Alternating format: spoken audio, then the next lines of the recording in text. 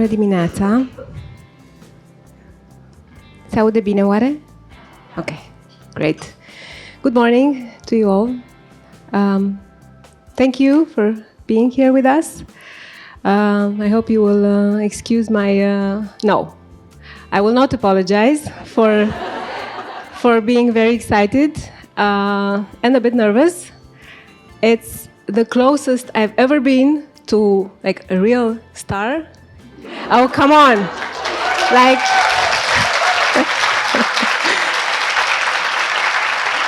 You've met Oprah, right? I did.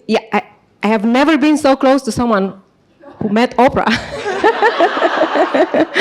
I'm kidding. You are such an important person to all of us. Thank you for being here. I know it's far from your home and far from your natal home, but we are, as you can see, you have many fans here. This is a big dream of mine to have you here like this. Many of my friends are here, my best friends, my family is here. And the topic that we are addressing today, I think, is one of the most important and least discussed in our times. And I want to congratulate you for your courage, for speaking so open about something that is so vulnerable and fragile. I would like to ask you, how many of you have already read the book? Okay, it's good that most of you haven't, because I think it's best to hear Kristina first and then read her. You will understand why I say this while you listen to her. Before we begin, I would like to thank Univers, which is the publishing house. They translated both your books, and we are doing together the Educația cu blândețe collection, the Gentle Education. It's a parenting collection. This was born out of my wish to help parents change the way they parent, because we were brought, most of us, you all know it, and you probably know it. I don't want to go there because it's painful for most of us, but we all try to do things different, and I believe that books can help us. Of course, they cannot change the lives, right? We have to do it, and I really felt the need to have my own village, and this is what we do. We read together, we meet each other, we support each other, and this is also what you do. And it's important for me that the publishing house in Romania chose to publish parenting books, and at that time, 9 years ago, they weren't really selling, okay?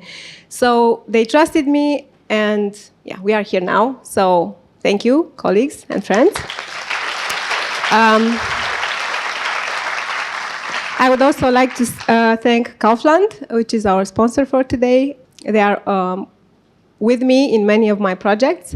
Thank you for your support. I know you are, we are on the same path, right? We are trying to support parents and teenagers. They also have some programs now of emotional education for teenagers, so it's important that we are together in this. So thank you. I would also like to thank Delia, where are you, for the beautiful flowers, okay? It is called Petale cu Kiss, so if you would like to have these beautiful organza flowers at your event, Delia is there for you. It wasn't the plan, but Delia wrote to me and I said, let's try, and it's amazing. I feel like home, only better. It's not this nice in my house, so thank you. Okay, I hope I'm not forgetting. I don't know. Am I forgetting something? Please help me. If not, let's jump into it.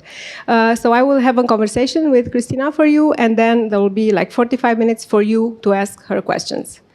I really would like you to interact, right? Okay, we will have time for everything, and after the speeches on the stage, there will be 1 hour for autographs and photos with Kristina, and also a bit of small talk, but small, because you are 300 and she's just 1. And we have planes to catch, so we will both fly back home. So I will make sure the schedule is maintained. Okay, this is my job for the day. Okay. I just wanted to thank all of you for being here, and I want to thank you for the invite. It means so much, and I would not have books or videos or anything if it wasn't for all of you. So I really, really appreciate your support. Thank you so much.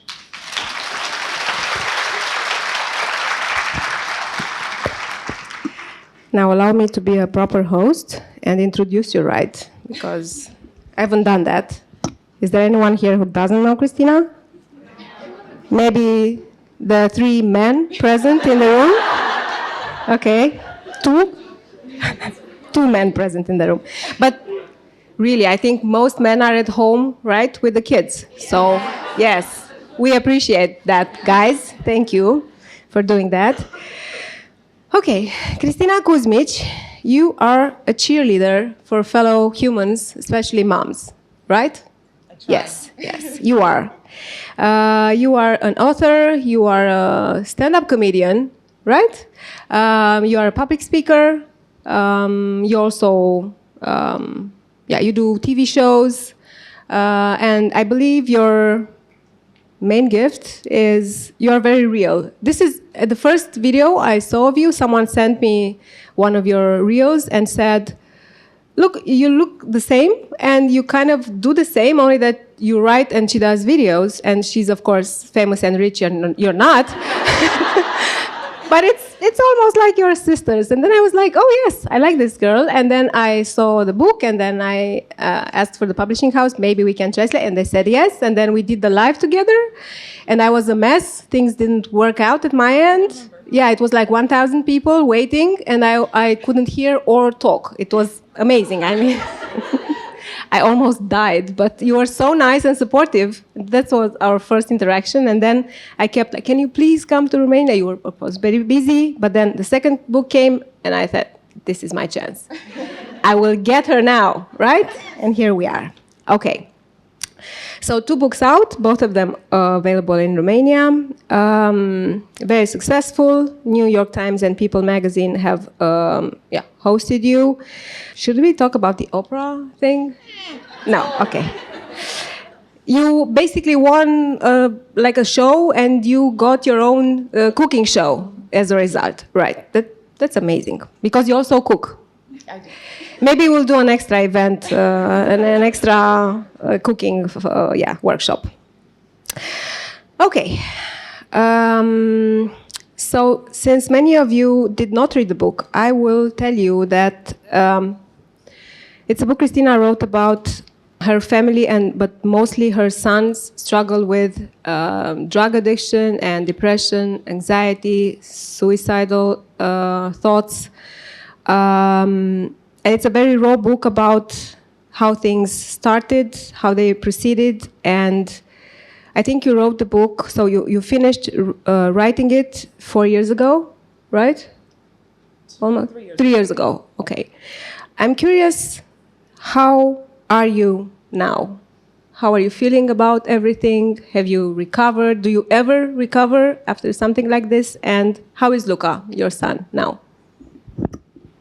So I'll start with Luca. If you ask him, he will say, I'm doing really well today. Because with mental health, and he's like me in the sense that we never want to be fake, and we never want to be like, oh, everything's great now. That's not how it works with mental health. He feels that he will probably struggle for the rest of his life. So he has bad days. But on those bad days, he now knows healthy ways to deal with mental health, because through all the help given to him over the years, he's learned healthy skills. And we are closer than ever, which we can talk about more later, and it's amazing. And actually, I guess the most important thing I would say about how he's doing, my favorite sentence in the whole book, I don't know if those of you that haven't read it, I don't know if you know that he wrote the last chapter so that parents could hear directly from a teenager. And the very last sentence he wrote is my favorite in the whole book, and it's, I'm glad I'm still here. And I still choke up when I hear it.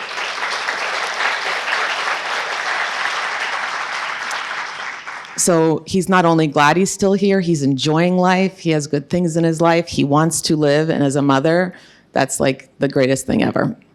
And how I'm doing well. I'm still in therapy. I realized actually after he started to get better that I was still a mess, and I realized that I have PTSD, because for years, I was so worried about finding him dead in his bed. And when you're a mother that's constantly just trying to make sure your son is alive and just living in that fear, it's hard to just switch over to, oh, he's good now. So I still struggle. He doesn't live at home anymore, but he sleeps over almost every week. And if he's sleeping too long, or he's not eating whatever amount I think is enough, my stupid anxiety immediately goes, oh, what's going on, Kristina? Is he suicidal again? So I'm working on healing that part. And if any of you are in that same boat, I'm getting better at it. So there's hope for us. But in general, I'm doing really well. And most of all, I'm so proud of him for being so open. I don't write anything. I don't say anything about my children without their permission. I won't even tell you what my daughter ate for lunch yesterday unless I ask her and she tells me I can.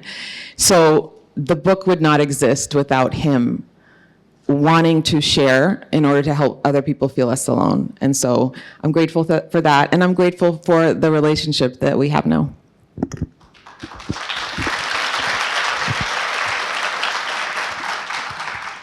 I would say you are very strong, but then again, I don't think you had a choice, right? You just did what you had to do, but I think you are really brave for opening up about this, because people can be judgmental and mean. Of course, not you guys. I know you're not like that. I would like to read you a short fragment of the book, and then I will open the next topic of our conversation. I will translate to English so that you can also relate to the passage. So Luca says, I cannot do it, Mom. I can no longer be alive. I don't want to. And then you ask, what happened? I know you had worse days with depression, but even in those days you seem to be okay. And then he says, nothing happened. I just cannot do this. For me, I think it's the worst nightmare for me. I don't want to live. I don't think I will ever be okay. I don't think I will ever be happy. And this is a phone conversation you had with him. He was in a residential center fighting his addiction. I cannot imagine anything worse than this for a mother. And I also know we have this need of control. We really hope that if we do the right things, if we read the right things, this will not happen to us, right? So when we hear about something like this, it's like, I'm sure they did something wrong. They could have prevented it. They should have tried harder. They should have spent more time with the kids. Because we need to feel like this will not happen to us. But it does happen. And it's not our fault sometimes, right? Things are just, it's their struggle. And this is one of the myths you are trying to tackle in the book, that sometimes, no matter how hard you try, you can do everything, and still things will not be okay. And things will be bad in the worst possible way. And my question to you is, how do you do it? How do you remain there for your child when the worst is happening? How do you hold on? It was very hard for me because, so the title, I forget the exact title in Romanian, but in English, it's I Can Fix This, and other lies I told myself, right? And that I can fix this is that desperation. It's that desperation of a mother. My child is in pain, and then you find out my child is suicidal. That's, a whole nother level of pain and fear. And what was hard for me is I thought I was doing everything right. Okay, we're gonna get him a therapist. That isn't enough. We're gonna get him a psychiatrist. Okay, that isn't enough. They think he should go on medication. Okay, we'll try medication. I forget how I think altogether over the years, they tried 14 different medications. He had been to 7 different psychiatrists. He was hospitalized. He was in residential treatment centers. And so with every new thing we tried, I was like, okay, this is the thing. And then it seems like it's better for a few days, and then it's worse. And then things get better again, and things get worse. And I write in the book how I just want my hope back. I don't, how do you keep hoping when all the time you're being, taking setbacks? And all I could do is just keep showing up. And if you read my first book, then you know in the last chapter, I sort of hint to this. So I don't know if you know the backstory, but the first book was completely written, done, turned in. And then my son really, the struggling got worse. And I called my editor in America and I said, I need to change the last chapter. And she said, it's too late. And I said, no, I have to change the last chapter. Because I thought that was going to be my only book. And I knew that I could write about this in a way where I would not, disrespect my son's privacy. I would keep it very general. I would keep it more about me. I just generally said our family is going through something difficult. But what I wrote in there is the same thing that still got me through all those other days. And when I wrote it was when things were hard, when things were really bad. And all I knew is I just have to show up. I just have to show up. Because if I give up, what gives him reason to not give up? So I have to, if he doesn't believe things can get better, I have to believe it for both of us. I have to. And that is a very hard thing to do when you keep losing hope, and you keep losing hope, and you keep losing hope. So on the hardest days, and especially if you're going through something similar and you feel lost, and oh my gosh, we've tried everything, and I don't even know what to do anymore, and I feel stupid, and I feel lost, just keep showing up. Just keep showing up. And not just for your kid. You have to show up for yourself. You have to show up for yourself. Because your child needs someone steady to lean on. And if we don't show up for ourselves, and if we don't prioritize our own health and our own sanity and our own joy, we will never be able to be the steady support our child needs. So you are not selfish. You are not a bad parent. If you go, I have to take a break from this for a day or a night or a weekend, I have to, that makes you a better parent, not a worse parent. And so that's all I could do, is just keep showing up for him and letting him know over and over, you are loved, we want you here, I want to learn how to support you, and then showing up for myself in the same way.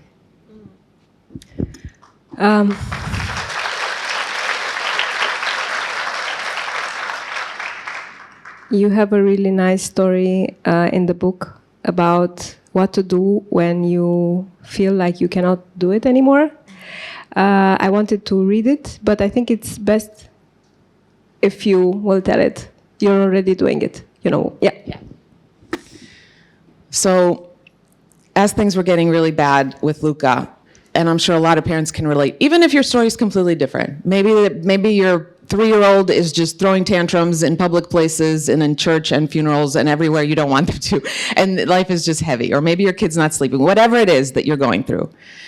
I would have these moments where I just felt like, I can't do this anymore. Especially like that phone call that she described. And then 3 years after that, and things got better, again, he came to me in the kitchen and said, Mom, I'm sorry. It was almost like he was saying goodbye to me. He was like, I'm sorry, I can't do this anymore. I can't live anymore. So I constantly kept thinking, oh my gosh, I'm out of resources, I can't do this. I literally can't do this. And what I remembered was a hot August day when I was in labor with him. He's my first child. And I was one of those crazy, probably stupid women that did not do medication for childbirth. I would not recommend that, by the way. If you're pregnant, get medicated, okay? But I was in labor for 11 hours. I was in so much pain, and it was time to push, and I'm trying to push, and I'm so tired. And I started to cry a little bit, and I just said, I can't do it. I can't do it. I can't do it. And my midwife, do you guys know what that is? Okay. I don't know how they say that here, but my midwife just grabbed my hand and she said, but Kristina, you're already doing it. You're already doing it. And I remembered those words, and on those days where I just felt like I've given this my all, I can't do it, those words came back, and I would just tell myself, Kristina, you're already doing it. You're already doing it. You're already doing it. And I think so often we parents don't give ourselves enough credit. We think we always have to do more, and it always has to be bigger, and it has to be smarter, instead of realizing I am doing it every day. Every day I am doing the best I can for my children, every day. So you're already doing it.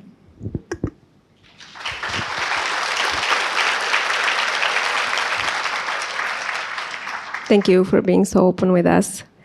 I would like to talk a bit about the right balance between control and letting the child do his own mistakes.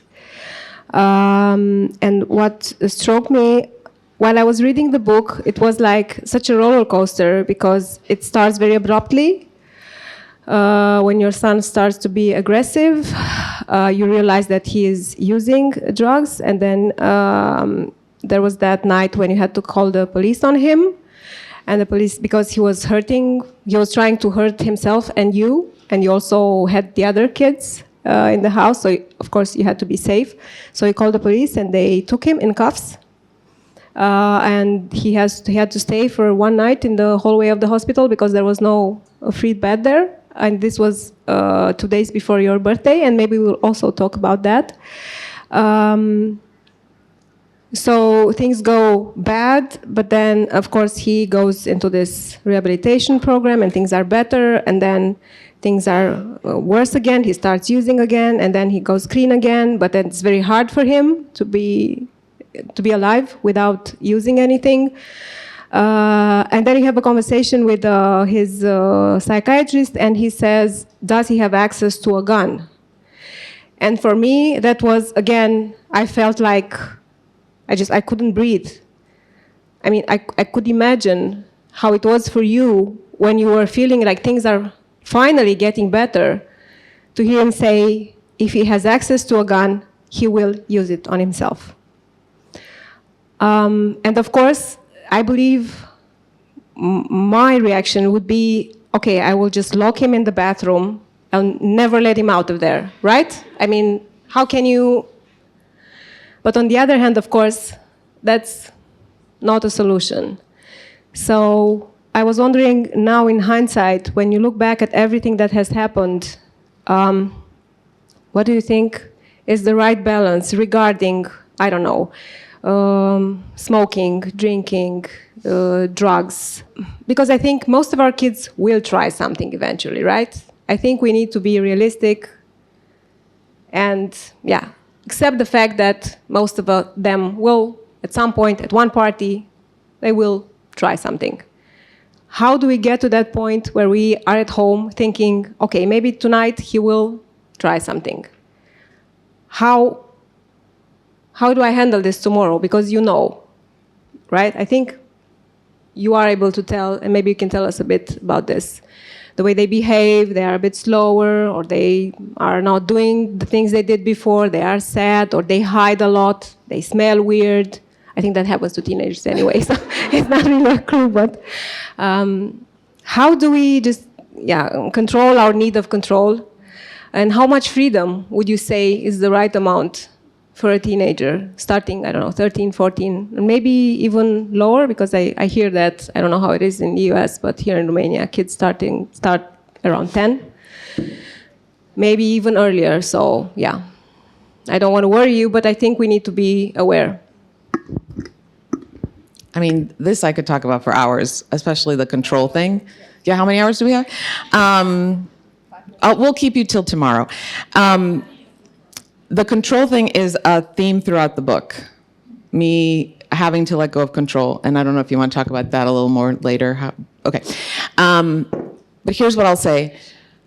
When I started noticing that my son was suddenly failing classes, even though the year before he had good grades, and then he's skipping school. He's acting like he's going to school, but he's not going to school. And then I find drugs in his room, and I find out he's drinking. One of the first mistakes I made is I came from a place of assumption instead of curiosity. So I immediately thought, this is teenage stuff, he's experimenting, he's giving me attitude because he's a teenager. The way I wrote it in the book, at least in English, is I wasn't standing in awe of his story. Not what I wanted his story to be, not what I thought his story should be, not what the world told me my son's story should be. I wasn't standing in awe of his genuine experience as a human.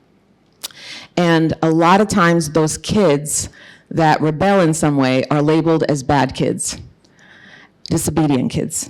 And in my opinion, 99.99999% of the time, they're not bad kids. They're kids who are in pain. And so as long as we as parents are just dealing with the symptoms, which I did at first, I'm going to take the drugs away. Okay, now you're grounded, now this, now that. It's not going to fix anything, because you cannot punish or intimidate or scare someone out of mental illness. You can't do it. In fact, it makes it worse, because they already don't want to live, they already hate themselves, and now they are seeing themselves as a problem in the house. And now that increases their feelings of worthlessness, right? So that's a really hard thing as a parent, is how do you set those boundaries of, I will not allow this, but I also want to respect your experience, and I want to help you heal so that you don't need this stuff. What I noticed with my son is, and like you said, a lot of kids will try stuff. They'll be at a party, they'll try stuff. Listen, here's the bottom line. You have no control. We have no control. If our kids want to do drugs, you can preach to them all you want. You can show them the worst movies about drugs. You can make rules. If they want to do drugs, they will find a way to do drugs, okay? If they want to do whatever else you said, no, they will find a way. We don't have as much control as we think we do. So that's the first thing to accept. What I realized with my son is he wasn't doing drugs at a party with friends. He was doing drugs alone in his room. I found empty bottles of wine under his bed, and I also found a plastic bag of sugar. And what I found out later is he would take that bag of sugar and he would pour it into the bottle of wine so that he could swallow the whole thing quicker, because he just wanted to numb that depression. And again, none of my consequences, boundaries, none of it helped until we really addressed the root of the problem. I'll tell you a quick story. So he was hospitalized for 10 days, and then after that he was put in a residential center for mental health. And basically, I don't know what they have here, but in America, basically, if you are well enough to not be in the hospital, but you're not safe enough to go home, they have you in the center. And he was in the center for, I think it was 6 weeks, and I got to visit him once a week, and during that visit, we had a joint therapy session, and things were improving and doing well. And because he was there, he wasn't able to use drugs and numb, and we became closer, and we were talking, and even I could call him every day during our phone calls, we were getting close. And we have our last session together before he's gonna go home the next day. And I'm just feeling so positive and so good, and I'm so glad all this helped. And we're sitting there and with the therapist, and he suddenly says to me, "Mom, we've been working on our relationship and being close, and I want to be close, and I know that my lying has really ruined our relationship, so I want to always be honest with you. I want to always be honest with you." And I'm thinking, oh my gosh, this is amazing. And he said, "So I'm going to tell you the truth right now. As soon as I get out of here, I'm going to start doing drugs again." And everything inside of me just wanted to be like, no, like this is not the way this movie is supposed to play out. And so I started saying, "Luca, you can't do that. Look how much better you feel without it," just trying to convince him. And he was like, "Mom, no matter what you say, I'm telling you, I'm going to do it." And so we're back and forth. And then suddenly he puts his head down and he starts sobbing. I mean, crying so hard that his whole body is shaking, and I'm looking at his jeans, and they are just starting to get wet from all the tears. He's sobbing. And I looked and I said, "Luca, help me understand. I want to understand." And he said, "Mom, if the only thing keeping you from killing yourself was doing drugs, would you do drugs?" And suddenly, it became so clear to me. I mean, I knew beforehand that he was trying to numb. But that reality, the way he worded it, is, I will commit suicide if I'm not numb. I have to do this. And he told me later, in a way, he felt like doing drugs. He was doing me a favor, because I wasn't going to lose my son. And so there's a lot of layers to this, and to your question. I think one, accept that we don't have as much control. And by the way, that doesn't make you a bad parent.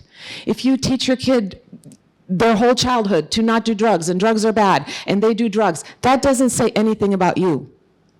We attach our value to things that are out of our control. What does this say about me as a mother? That my kid is rebelling, that he's disrespecting, that he's yelling at me, that he's feeling, what does this say about me as a mother? I realized, and I wrote in the book, how so many times I would get so angry at him, and then all of a sudden I realized that rage I felt was not about him. That rage was about me. My anger was screaming, what does all of this say about you as a mother? And that's a big part we have to do, because our kids will do things that we don't approve of. They will. They will. It might be something small. It might be something really dangerous. They will. We have to detach our value from it. Your kid making those bad decisions is not a reflection of how good of a parent you are. That is so important to accept. And then also, always dig underneath. Always come from a place of curiosity. Not the what are they doing? Why are they doing it? Why are they doing it? Once my son started to really heal and started to find healthy ways to deal with his depression, anxiety, he no longer yells at me. And if you read the book, he yelled at me in a way that was emotional abuse. If a husband yelled at me like that, we would be divorced. It was emotional abuse. I can't even imagine him yelling at me now like that. He is so sweet and gentle and kind with me. Why? Because we dealt with the root of the problem. He doesn't numb his feelings anymore.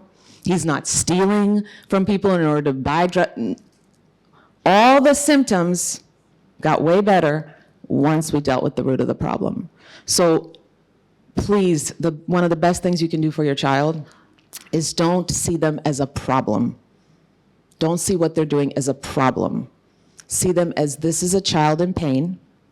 And we adults, when we struggle with mental health, we don't know how to deal with it. We don't know how to process it. You've all been there on bad days where you're like, I don't even know what I need. I don't even know what I need for help. And we snap at people, right? And we have days where we just want to stay in bed all day and do none of our responsibilities. Now imagine being a child who does not have life experience, whose brain is not even done developing yet until 25, who is going through all the hormonal changes and all the insecurities and all the body stuff and all the things that we all hated about being teenagers. And on top of that, having these struggles. I can't tell you that I would have handled it better than my son. I can't. If I was that suicidal and depressed as a teenager, I cannot tell you that I would have handled it better than he did. So we have to have compassion and empathy and curiosity and deal with what is underneath, the cause, instead of just paying attention to the symptoms and going, oh my gosh, I gotta fix this, and what will people think, and oh my gosh, he's a bad kid, and they're gonna grow up and end up in prison. You gotta just quiet all that stuff down. Oh, sorry, you have a mic now? Apparently, yes. We don't have to share anymore, but it was nice sharing the mic with you. I'm glad the conversation led us here, because here is something I think we can all do better as parents. We can stop showing kids how wrong they are with some stuff. I mean, it's fine to say, okay, this is not okay, you need to do better, but constantly showing them how bad they are doing when we can see that they are struggling. I think it's something we can do better, not just for our kids, but for our husbands as well. And ourselves. And ourselves, yes. And I would like to read a short passage of the book regarding this approach with curiosity instead of need of correction. This is something I also struggle to do. I know it's important, sometimes I fail, but I was very happy to find this in your book. But I just want to say really quickly, I make all of these mistakes all over again. All the things I learned, all the things I wrote in the book, I still repeat the same mistakes. And I tell you that because I need you all to stop beating yourselves up when you make a mistake. If you learn a lesson and from then on you never repeat that same mistake, you are a weirdo. I don't trust you. You're not normal. Being a human means that we're going to make mistakes, okay?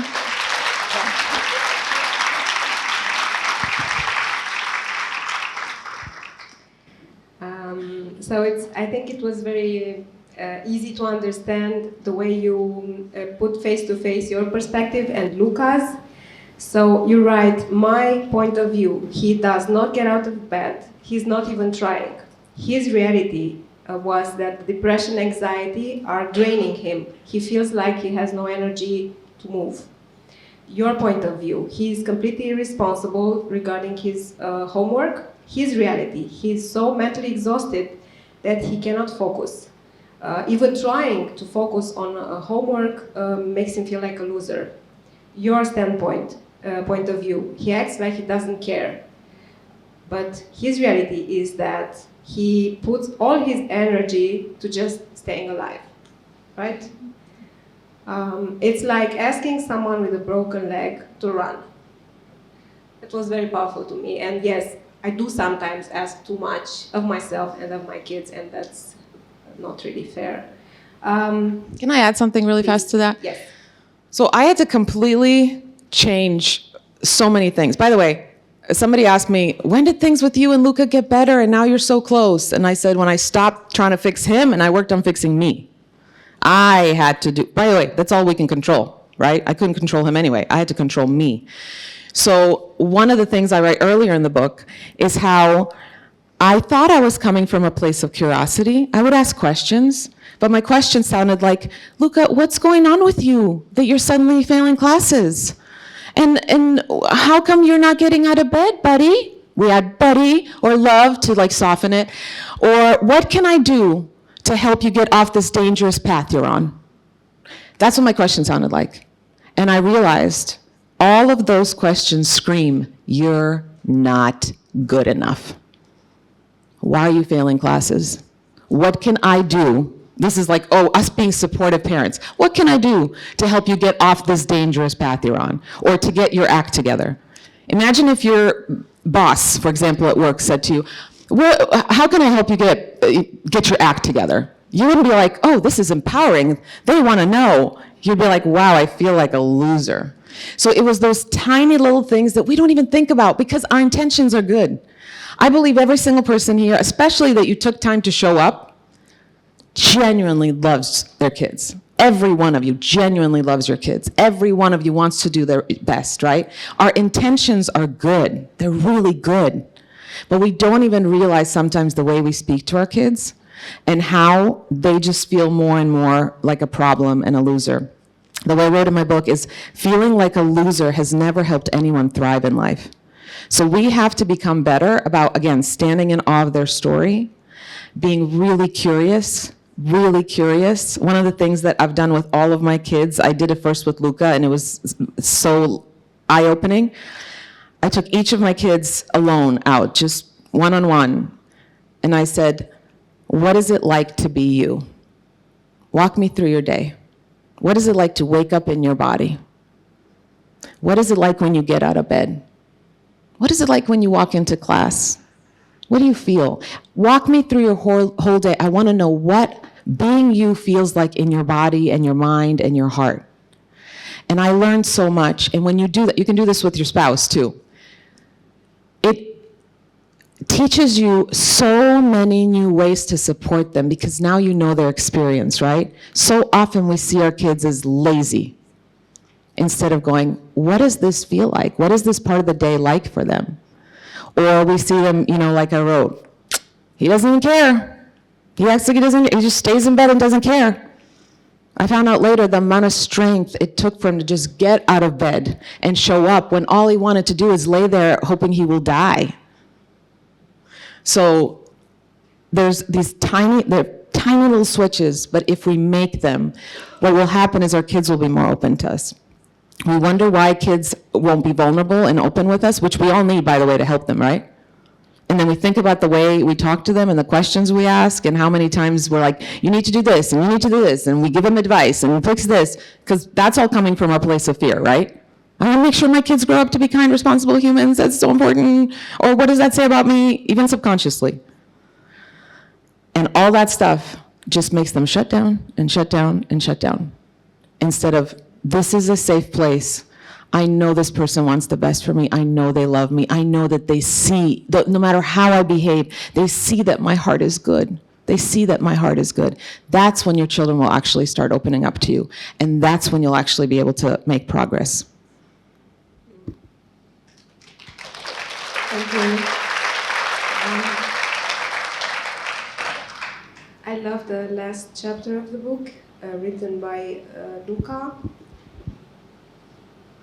For me, it's very interesting to find their point of view. I feel like we talk a lot about our kids, but yeah, sometimes we miss maybe the most important things. So when I find like this golden golden treasure, like his words in your book about his process.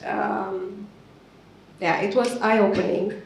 And I will read just a very short passage, and I will read it in Romanian. I would also like to mention the translator of the book, Iulia Anania. It's a very good translation. I edited it, and it was an easy job for me. And then I will ask you, what was the tipping point? I mean, what do you think changed so that your son really started to heal? Was it your efforts? Was it his internal motivation to get better? I'm curious. Now, after all this time, I'm sure you've given it a lot of thought. But before, just allow me to read just a few sentences.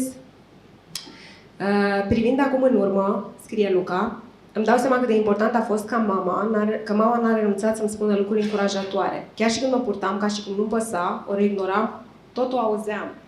I think that's very important for parents of teenagers, because of course, they need to break the umbilical cord, right? They need to separate. And sometimes they do seem like they don't hear us, we are invisible, they say mean things.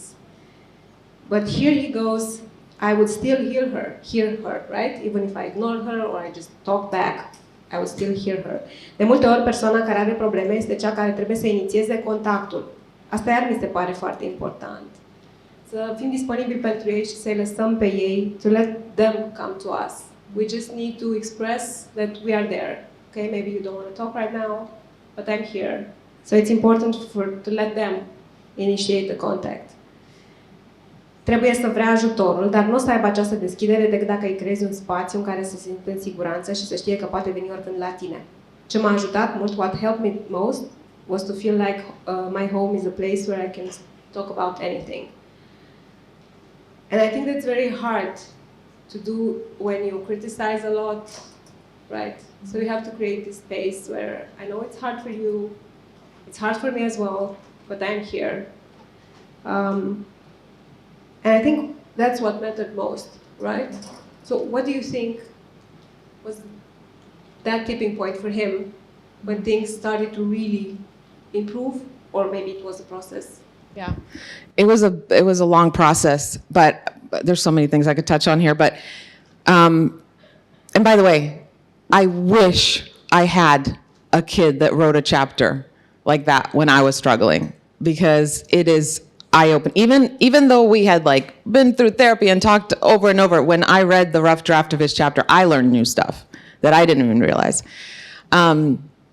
So first of all, our kids will, a lot of us worry about the teenage years instead of, okay, what can I do now, right, to get ready for that time? So what he said about what helped me is my home was always a place where I could talk about anything. This is so vital. This can literally save lives. When your child comes to you and they're young, maybe they're 5 years old, and they're asking you about something sexual that they heard somewhere, and what a lot of parents do is they go, oh my gosh, we'll talk about it when you're older. Sure, that'll get them to stop asking you. Guess what? They'll stop asking you and ask somebody else. Right? I believe strongly there's an age-appropriate way to answer everything. Age-appropriate, right? And then the other thing we do is our kids come to us with how they feel, and we immediately try to fix it. So for example, when he was 14 years old, I asked him, and by the way, this is all to also answer your question, what helped. When he was 14 years old, and I already knew he was depressed, I asked him, I don't even know why I asked him. I just had a mother's instinct, gut feeling. I said, Luca, have you ever thought about hurting yourself? And he said, yes. And that was the first time I knew that. And I said, have you ever tried? And he said, not yet. And that yet just destroyed me. And everything within me wanted to go, which most people would feel the same, right? Wanted to go, no, Luca, no. You don't want to hurt yourself. You don't want to kill yourself. Look at your life. Look at how many people love you, and you have so many things to be grateful for, right? We immediately want to convince them. But when my child says to me, I feel this, if my response is, no, you don't feel this, you shouldn't feel this, I am betraying the truth of his experience. Why would he ever open up to me again? So instead, I just said, Luca, I'm so sorry. I'm so sorry. I'm so sorry. I'm so sorry I didn't know that I didn't know earlier. And I want to do everything I can to help you and support you because I want you here. And more importantly, I want you to want to be here. It's those conversations. There's also, I don't know if you want me to share a story later about the cutting, but there's basically what I realized is that in every interaction with my child, I can choose to either control or to connect. You cannot do both at the same time. I tested it out for 40 years. You're welcome. You don't have to test it out, okay? I did it for you. You cannot do both at the same time. And so I always had to, in those situations where the fear would come, I had to go, okay, Kristina, do you want to control or connect? Because control has never helped you. That was one of the big things that helped, because he needed somebody steady to lean on. Here's the thing, when our kids constantly see us controlling, they also interpret it as my mom is worried, right? My mom is so worried. My mom is so scared. And of course we're gonna worry, but if that's the only energy we're giving them, guess what? That makes them feel more like a problem, because he would feel guilty. Look at what I'm doing to my family. My mom's not sleeping, she's tired, she's always scared, she's crying, and it's my fault. Which is why I always tell people, take really good care of yourself. So one more example, because this is too important. And I made a lot of mistakes where I was controlling. Every time I tried to control and give advice and fix, it never helped. I'm telling you right now, it never, ever, ever helped. So when he was about 17, and at this point we had gone through all the stuff you named, and up and down and up and down, and he was so much better. He was so much better, and we were so much closer, and things were good. And then one day I'm walking by him in the hall, and I see something on his arm. And my heart sinks, and I walk up to him, and I gently pull his sleeve up, and I notice fresh cuts. He had been cutting. And by the way, about a year before this, a psychiatrist told me to hide all the knives in the house. So we had all the knives locked up in the garage, and every time I would make lunch, I would go in the garage, unlock, grab a knife, quickly cut up the meat or whatever, and then wash it and go hide it again. I mean, that's a nightmare we lived in. And now things were better. Things were better, and I put the knives back, and here he was with blood running down his arms. And everything inside me wanted to control the situation, wanted to give him all my advice, and, oh my gosh, you can't do that, Luca, and you know we've already talked about this, and you talked to a therapist, blah, blah, right? This is what we parents do, and we think it's so loving. And instead, I was like, I remember clearly thinking, okay, you get to control or connect. Which one do you choose, Kristina? And so even though everything was just so intense inside me, I just took a deep breath, and I was sort of reminding myself, talk softly and slowly. And I just said, do you want to meet me in your room, and I'll help you clean that up? And he said, okay. And so I grabbed Band-Aids and things, and we sat next to each other on his bed, and I was cleaning his arm, and again, everything inside me just wants to say something brilliant that'll make sure that he never does this again. And instead I said, what did it feel like, Luca? Did it take away your depression? Did it help? And he said, no, Mom, it didn't help. I said, okay, so let's decide you tried this, and it didn't help. And so next time you want to try a way to feel better, maybe beforehand talk to me or a friend or a therapist, and maybe we can find a different way to help you cope. And he said, okay, Mom. And I said, I love you so much. And I gave him a hug, and I walked out of the room. And there was a part of me that felt like, I don't think this is good parenting. Like, I didn't give him any advice. I didn't make sure that he knows how dangerous this is. But I just walked out. And by the way, I'll tell you that in a second, but later on he told me, Mom, that was so helpful for me. That was one of the turning points for us, because he said, I was so vulnerable in that position, in that, time, but I didn't feel like a problem. I didn't feel judged. I didn't feel like I was ruining your life. I just felt loved. I just felt loved and supported. And he never cut again after that. I'm not saying that's the reason he never cut again. But what I'm saying is, there is nothing more helpful and beautiful than sitting in pain with somebody instead of just trying to fix it. We parents have such egos. We actually think we have the power to fix. And here's the problem. If you think you have power to fix, then when it doesn't get fixed, well, I guess it's your fault, right? That's why we blame ourselves. What's wrong with me that I can't fix it? So a big thing that helped is me working on me and becoming a place where he was constantly open. I would ask him almost daily, and I still now, he's in in the US, and I text him every once in a while, the same question, but for a while I asked it every day. I asked, how can I best support you today? And to me, that question is love without any control. I don't want to tell you what to do. I don't want to tell you what you need. I want to be a student. I want to be curious. And when you're ready, tell me, how can I best support you today? And the other thing that really, really helped were support groups. And if those don't exist here, please, if you are a therapist, if you know a therapist, these need to exist everywhere. Because in those support groups, he would show up and he would sit with a bunch of teenagers who are all going through the same thing. And they would talk about how depression feels, anxiety, and how they tried to kill themselves, and how they broke furniture in their house, and they yelled at their mom, and they're failing classes, and all of a sudden he was like, wow, I'm not the only one. Is there anything better? I mean, I think a lot of you watch my videos because you sometimes feel like, oh, I'm not the only one, right? We all crave that. And then first few sessions of those support groups, he was quiet. He didn't talk at all. And then all of a sudden he started talking and he started opening up because he realized it's okay. No one's gonna judge me here. When somebody in that group said, I'm struggling, no one looked at them weird. There's no shame, there's no judgment.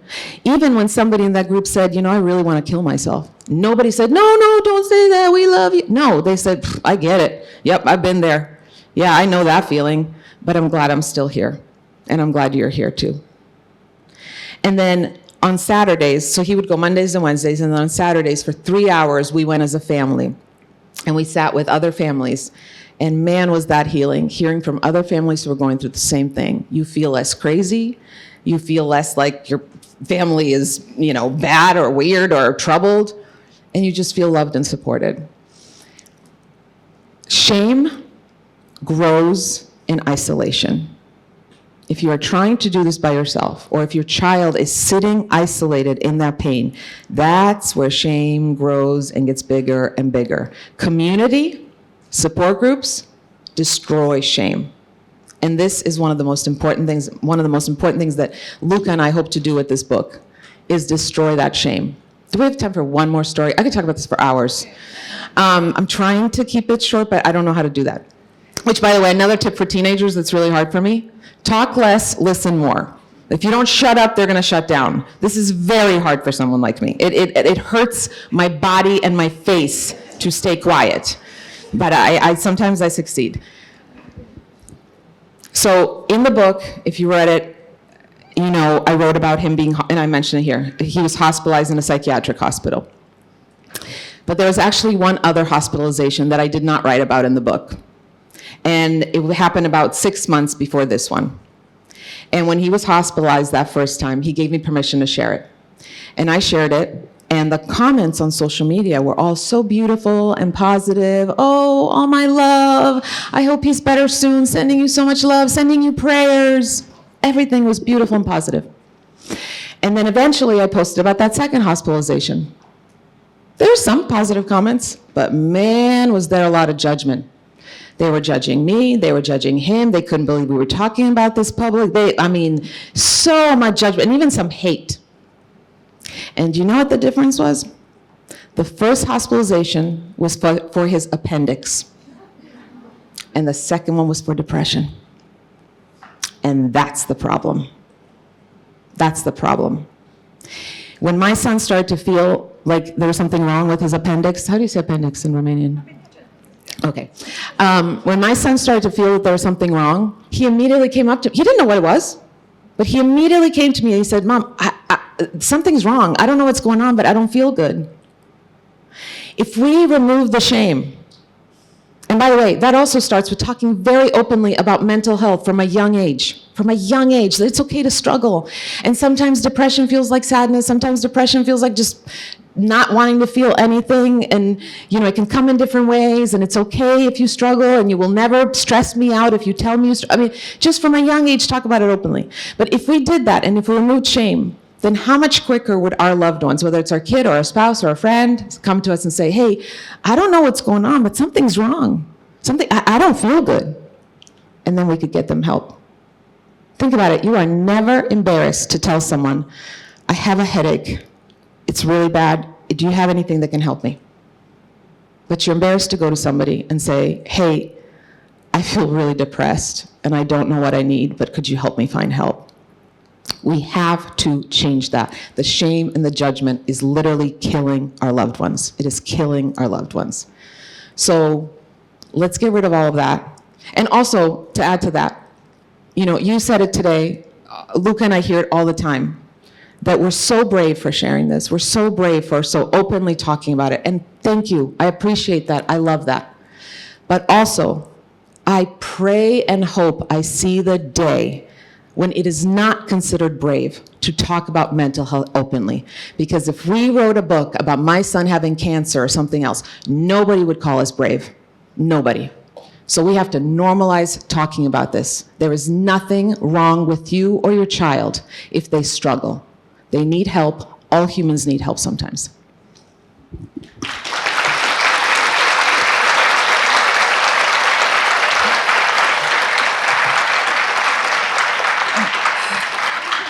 Breathe. Can you tell I'm a little passionate about this? Yes, just breathe, have some water. I would like to talk a bit about self-care, because I think we make efforts and we are getting better at helping our kids, but I think we still need to learn how to take care of yourself. And I love the fact that a chapter of the book is about how when your child is in such great pain, you don't have to be as well all the time, right? It's okay, it's normal to suffer, to be worried, to feel anger, pain, but it's okay to let yourself, enjoy those small parts of your life that are still normal. And please tell us about how this was a gift for your son in the end, your decision to take care of yourself as well. So I share a story in the book how my 40th birthday was coming up. And by the way, I love birthdays. If you follow me, you know I celebrate my kids' half birthdays. Every year, I make half a cake and we sing half of the happy birthday song. But because I'm totally crazy, we don't sing the first half or the second half. We sing every other syllable just to complicate things. So it's like This has been a tradition, okay? For their birthdays, I make elaborate cakes, I love birthdays. And my 40th birthday was coming up, and my husband said, you have never had a party for yourself. You always do it for others, but you've never had a birthday party in your whole life. And I want to throw you a birthday party. I said, oh, great, let's do it. So he rents this beautiful room in a restaurant overlooking LA, and he gets a DJ and a photo booth and a dance floor and orders a beautiful cake. And everything's planned. We have friends coming from all over the country. And all my kids know how much I'm looking forward to this. This is like a big deal. We're talking about it all the time in our house, and we're so excited for it. And my birthday party was going to be on Friday, my actual birthday, April 26th. Tuesday before that Friday was the day I had to call the police on my son. Wednesday before that Friday, he was in the emergency room all day because they were waiting for a bed to open up in the hospital. And if you read the book, you know how awful that day was in the emergency room. And then Thursday before that Friday, he was finally in the hospital. And so, of course, we're going to cancel the party. And my husband says to me, Kristina, there are no visiting hours in the hospital in the evening, so why don't you just still have the party? I was like, I'm not having a party when this is happening. I called my mother-in-law, who is wonderful, and she said, I don't want to tell you what to do, but maybe this is the exact time you should be surrounded by people who love you. And because of that, I decided, you know what, I'm going to have this party. So I dress up, and I put so much makeup on because I had been crying and not sleeping for days. My face was puffy. And I show up to the party and I do that thing that we humans sometimes do. Hi, because I don't want anybody else to feel uncomfortable, right? And all I can think about is Luca was supposed to be here right next to me. He knew how much I was looking forward to this party, and he's not. And then halfway through the party, and by the way, it felt very weird to be there. Like my mind just kept going, okay, instead of this, you should be researching how to help your son, and you should be doing this, and you should be calling therapists, and right, which we parents do constantly. I should do this, I should do this, I should do this. And halfway through the party, a friend pulls me, I was sitting the whole time, she pulls me onto the dance floor. And she's like, come on, let's dance. And I start dancing. And I dance, and I dance, and I dance until there is sweat running down my back and blisters on my feet. I dance. And it felt really, really, really good. And right after it felt really good, it felt really, really, really bad. Because what kind of a mother has a party and dances while her son is in a psychiatric hospital against his will, wanting to die? What kind of a mother does that? And a few months later, I am talking to one of my best friends. His name is Zach. And I'm telling him, I cannot shake this guilt. Like, if you guys read my first book, you know there's a whole chapter on guilt. And I've gotten really good at not feeling guilty, taking care of myself. And I said, I have never, ever in my motherhood journey felt this guilty. I cannot believe I went through it, that stupid party, just mere days after that whole fiasco, and I know my son's in a hospital and he's struggling and doesn't want to be, and I'm dancing and partying.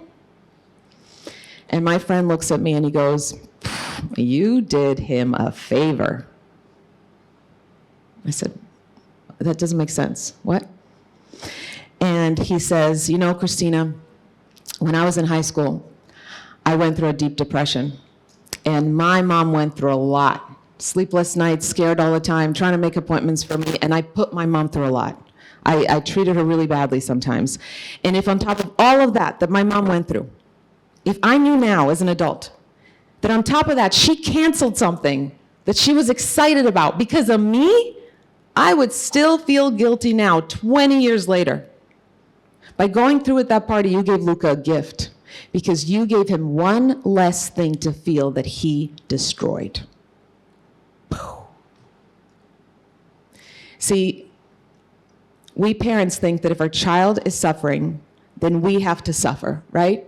As if our suffering can help, right? Our suffering 24/7 doesn't help anyone. We parents think that a good parent, right, thinks, well, once my child is happy, then I'm allowed to be happy. Once my child is enjoying their life, then I'm allowed to enjoy my life. Once my child is healthy, then I can worry about my health. But my friend Zach showed me that day, that is a lot of pressure, unfair pressure to put on someone. Think about how a child in that position feels. My mom can't have joy. She can't be happy. She can't enjoy her life until I'm okay. But I don't know how to be okay. I'm trying and I don't know how to be okay. So that just adds, right, to the guilt. And then years later when we were writing the book, because not only did Luca write the last chapter, he helped me with all of my chapters because I wanted everything in the book to be authentic to his experience. And so as I wrote that chapter where I wrote the story about my birthday, I realized I'm like, I don't think Luca and I ever talked about this. And so I called him in my bedroom and I said, hey, Luca, did you even know that I ended up going through at that party? And he goes, oh yeah, I saw pictures and videos of you dancing. And I'm like, oh. And I said, okay, you have to tell me completely honestly. You won't hurt my feelings. Tell me honestly, how do you feel about the fact that I didn't cancel? And he got a little emotional and he said, thank you. Thank you. So don't ever, ever, ever think that you are doing your child a disservice by finding joy and finding ways to be really good to yourself. You are giving them a gift. You are giving them a gift. And here's the other thing I realized later. Our children will learn by how we live, watching how we live. That is going to teach them more than anything we preach at them with our brilliant advice, right? And someday, if Luca decides to be a father, and God forbid one of his children struggles, I don't want him to think, I can't worry about myself and I have to suffer because that's the only way to show love to my kid. I want my son to think back on that birthday party and go, my mom had a night where she at least got to dance and release some of that pain and find joy. And I remember her spending time with friends. So I'm allowed to take good care of myself too and know that that doesn't make me a bad parent. Never feel guilty for taking the most amazing, amazing care of the most important person in your child's life, and that is you. Never feel guilty for that.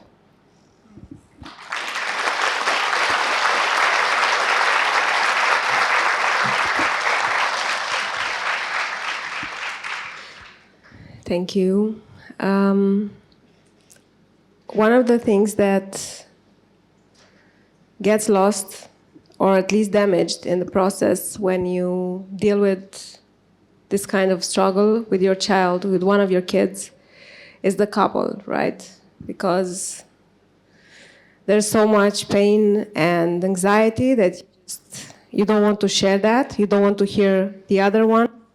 And most of the days you don't have the energy, right? You struggle so much, and then the partner gets home, and you're just like, I just want to be here alone, watch a movie maybe, just don't think, I don't want to go over it again with you. Let's share our pain, let's share our anxiety. And I think many couples just lose each other, right, in the process. And I know you are still holding on. So maybe you can share some of the things that have helped you to remain close when things were so rough.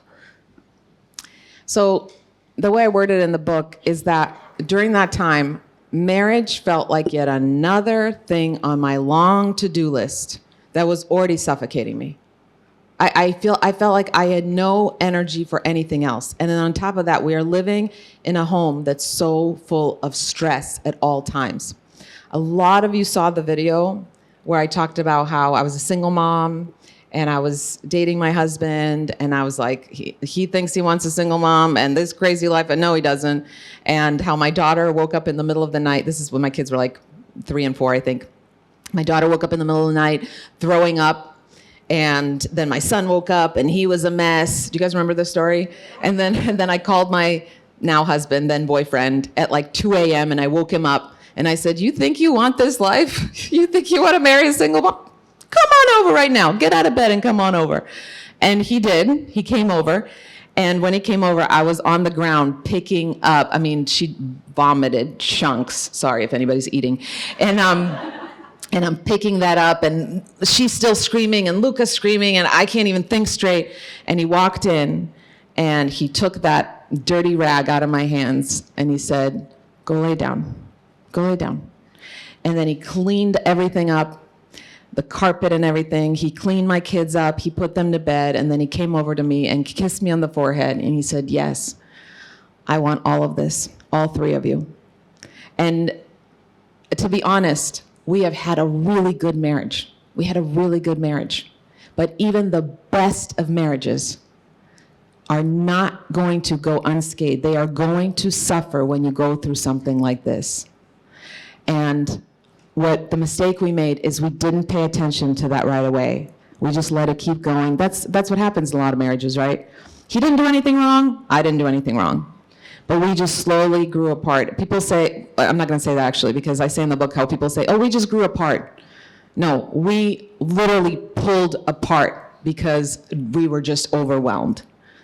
And one of the mistakes I made, is that I unintentionally made Luca the main character in everything in my life. He was the main character in our home. He was the main character in my daughter's life. You know, if she was having a bad day, I immediately thought, oh, it's because of Luca. Mateo, I'm so sorry. I know things are hard with Luca. He became the main character in my little boy's life. He became the main character in my marriage. And by the way, that is never fair to anybody involved, including Luca. So that was a huge mistake I made. So I I wouldn't even say roommates, because roommates sometimes are friends. We were like acquaintances. We were just passing through. And he was still so loving and spent all this time with Luca and was, I mean, the best support system there could be. He was an amazing, amazing, amazing dad to Luca. But I couldn't even acknowledge or be grateful. I was just like swimming in my own fear and stress. And then one day I asked him, I said, are we done? And he said, I don't want to be done. I said, I don't want to be done. And so I said, okay, I have a kind of a weird suggestion. What if we email each other every single day? Because we're both stressed out, we don't have time to talk, and then when we talk, we're both already stressed, so the conversation is not calm and nice. And he said, okay. And so for over a year, we emailed each other every single day. And at first, the emails were, this is what's stressing me out, and the way you handle that is pissing me off, and blah, blah, blah, blah. Or, I really needed this during that time, or, just stuff, resentments and all this stuff. And then we started sharing more about how we felt, and then we started sharing more about how everything affected us. And sometimes the emails would be as simple as me saying, I would copy paste a paragraph he wrote, and I would say, I have no idea what you mean by this. I need you to elaborate. And he would elaborate. And then he would say the same to me, like, what is this sentence actually? This is what I think it means. Does it mean that? So we ended up getting everything out, but then also getting to know each other in a way we never have. And we ended up all of a sudden talking about our childhood and how something with Luca reminded us of our childhood. And that's why we reacted this way. I mean, deep, deep, deep, deep stuff. And it gave us a chance to be completely vulnerable, to not, while the other person is talking at us, immediately think, well, what am I going to say back? Because we all do that, right? Or be like, I don't have time for this right now. I have a million. It just gave us a time to read. There were so many times where I started to write a response, and then I was like, nope, delete. I'm going to word that differently, which doesn't give us a chance when we're talking in person. And those emails healed us. I mean, I am telling you right now, when I think back on how in love with him I was when I married him, it is like that times 30, 40, 50, because when you go through something hard, you really can get closer. And since then, we actually have a rule, and we still use it now. If we are in some kind of a conversation where one of us is just irritated or in a bad mood, or maybe we're even arguing, either of us has the right at any point to say, let's email about this. And then we both have to shut up, which is really hard for me, because sometimes I'm like, well, I just have one more thing that I would like to say, okay, before we email. But nope, I have to shut up. And then the rule is within 24 hours, we have to email each other. And it has been the most healing, beautiful, amazing thing. And it actually also helped me with Luca, by the way, because when Luca, that's where I got the idea. Because before that, when Luca was really struggling and having a hard time, and sometimes I would try to talk to him, and it just ended up escalating, or I felt like he was just not there, I would write him a little letter, and I would print it out. By the way, if you're doing this, keep the letter short. Teenagers do not feel like reading a novel from you, okay? And two, even if you're saying, I need you to do this, or I didn't like that you did it, you have to always have more positives than negatives. That's my rule when I write if I ever wrote my son a letter again, more positives than negatives. Anyway, I would take this letter, and I would give it to him, and I would say, whenever you have time, no rush, will you please take the time to read this? And every single time I did this, sometimes 10 minutes later, sometimes 5 days later, he would come to me and he would say, okay, I read it, and let's talk about it. So whether it's your marriage, whether it's with your kids, there's something about taking the time to choose your words and giving that person a chance to read them over and over without their preconceived stress and anger and all that stuff, that can be really, really, really healing. And by the way, what I love about this email marriage tip is it's free. It's free, because people will try and sell you all kinds of things. It's free. I'm a big fan also of marriage therapy, yes, but some people can't afford it. And by the way, even if you're going to marriage therapy, do marriage therapy and email, right? But if you're struggling financially and you need something to strengthen your marriage, 100% free money back guarantee, okay?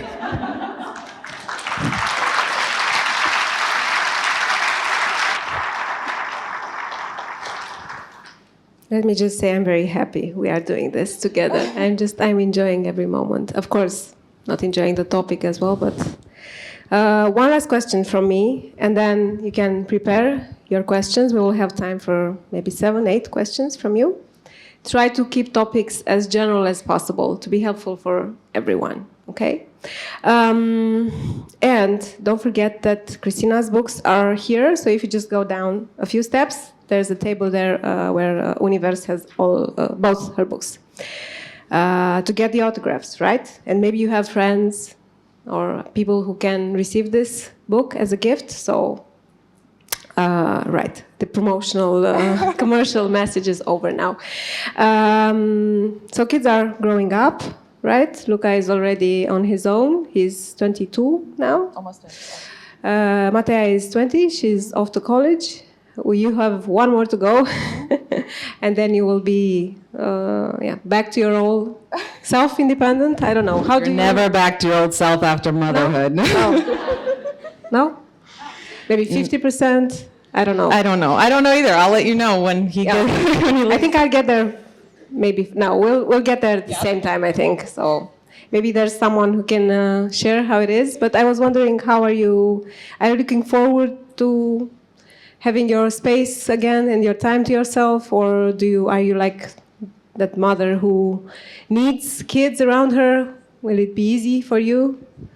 I think I have mixed emotions, obviously, because, I mean, isn't it like so hard to watch our kids grow up? It's so hard. Even with Luca, he's gonna be 22 this August. And I'm like, oh my gosh, I remember him being 3 and snuggling up to me. And, it's very hard.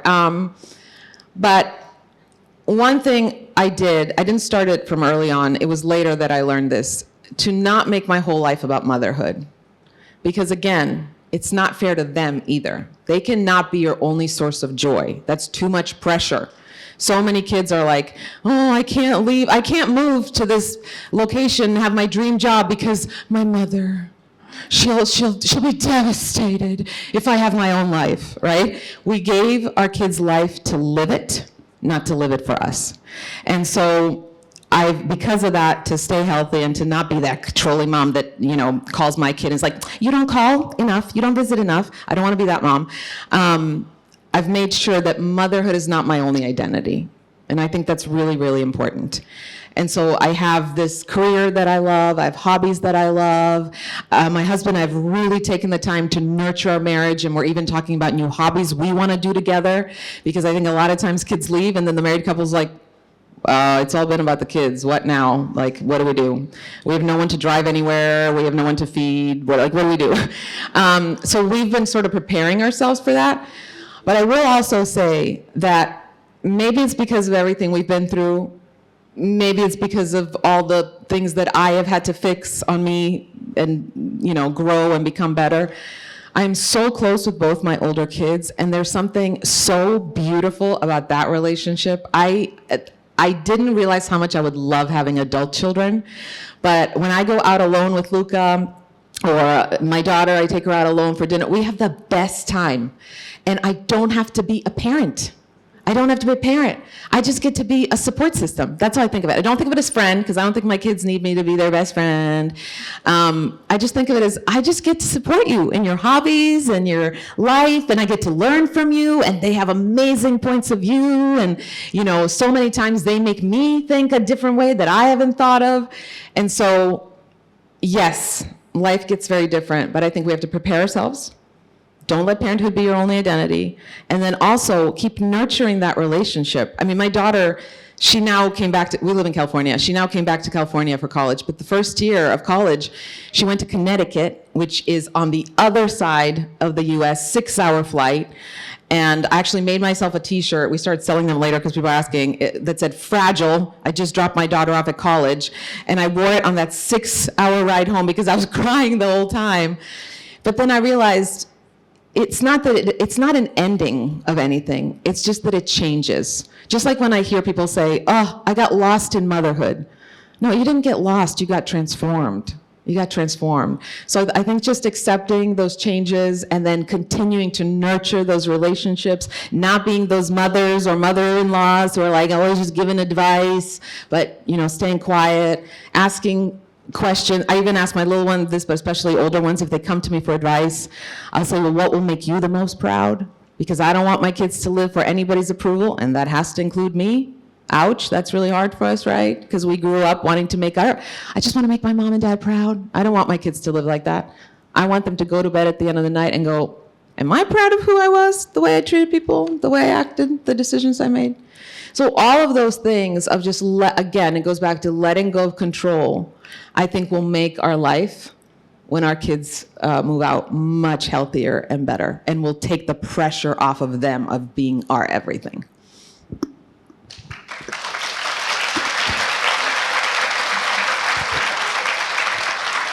Do we still have to pay things for them? I mean, what's the age? It never ends. It never ends? God damn it. Okay, but I will say, recently Luca took me out and he paid the bill, and I was like, okay, I like this. This is good. We're getting somewhere, yeah. Some return of investment. I mean, that was one in like 1,000 times, but still, I'll take it. There's hope, yeah, okay. Thank you. I will stop here with the questions. Please build up the courage. Oh, okay. Can I tell you something, Romania? You're amazing, because I've been doing a book tour all over Croatia, and people are so scared to raise their hand. I think it's because of the topic, and you guys are like, nope, we gotcha. So very impressed. So we'll take 2 from this side, 2 for this side, and 2 from this side, and 2 from this side, and then we'll see if there is time, 1 more from each, right? Okay. And I'll try to talk less. I know that my answers are very long. Really try. Thank you so much. It's been a pleasure to hear to all you just shared with us, and I appreciate that. A brief general question. What do you think is the role of the group of our kids, right? Like their close friends. And I'm referring here to, was there any impact to your son from his close friends? Were there any other depressed kids in his close circle of friends? Thank you. Great question. So when our kids feel like a problem and they feel like they're bad, they're going to choose friends who will make them feel better in that. That's just a fact, okay? Because if you're feeling really down and you're struggling, people that got it together, they just make you feel worse about yourself, right? So when my son was really struggling, he started hanging out with the kids who were doing drugs and were troublemakers, and kids who would teach him how to steal so that he could buy drugs, right? So healthy people will choose healthy friends. That's the bottom line. Once he started going to those support groups and started meeting teenagers there, that's when he found really good friends. Because even though some of them were still doing drugs while going to the support groups, my son didn't stop right away, and some of them were still really struggling, depressed, they were honest. They were those friends that were honest and real, and he could be vulnerable with them, and that's like the best thing in a friendship. And he's still friends with a lot of them now. He actually met his girlfriend that he's been with for over 5 years in that group. She never, was at his level. She just felt a little depressed and decided to go to these groups.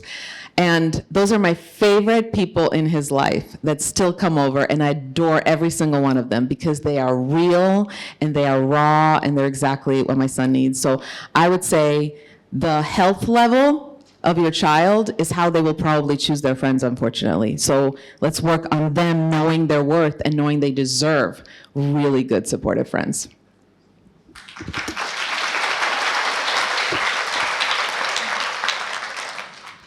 Hi, biggest fan here. I actually have a lot of questions, but may I ask 2? She's got them written down. Yeah. She did her homework. Yes. Yeah, I have written down. Can I ask 2 questions? Okay. Let's see how quickly I can answer each one. Okay. Mine are a little bit more specific. They're about the book. I want to ask you, do you feel like you got a happy ending, or at least the ending to your situation? Like you say in chapter 2, like this is a story with a beginning, a middle, and an end? I say that, first of all, we're doing really great now, but I say this because I always want to be honest. I don't believe in life there's this happy ending, because life is not a movie, right? So just like my son would tell you today, if you ask him how he's doing, I'm doing good today.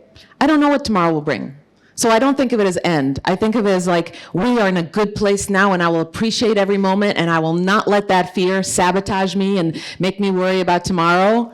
So I guess what I would say is, if it is a happy ending, I know there might be another happy ending, because we might go through other hell. Okay. Thank you. Can I ask a second question? I tried to answer that really quickly. Okay, I know you protect your children's privacy, so if you don't want to answer this, it's totally fine. But I was just wondering, how was Luca and Matea's relationship affected through all of this, especially because they are of close age? And I know a lot of people have at least 2 children here, so I was just wondering how they interacted through all of this. She did not want to be around him. She hated him because of the way she saw he treated me, because of all the problems he was causing. When I tell you she hated him, she hated him. And they would go to their dad's most weekends, and all I'm going to say is their dad is a different parent, and she didn't feel supported there in the same way. And so she actually refused to go, and she loves her dad. But she didn't even want to go to her dad's because Luca would be there. And she was like, I will never have a relationship with him. I will always hate him. And they have been building. And now, even while I've been on this, tour, I FaceTime them and they're together out to dinner. So there is healing. But again, because I made the mistake of making him the main character and everything became around Luca, that was also unfair to her. That was really unfair. I didn't even realize how much I was doing that. So nurture those kids, those other kids, make sure they're getting one-on-one time, make sure not every conversation is about the troubled kid because you're actually going to add to their resentment. And then know that once the child who is struggling heals, there is hope. I never knew they would be close again, and they really are now. And I think they're continuing to grow even more.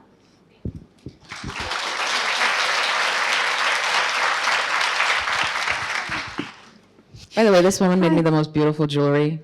I don't know your website, but you should get yourself some because it's stunning. Oh, thank you. I'll try to be as clear as possible with my question. I just wrote it down because of the last thing we discussed. So you said about, trying to live for ourselves and don't make everything about motherhood in our lives. And I still struggle with it because I have 2 kids back to back, 3 and 7. So it's really rough now. And probably it will get even more rough.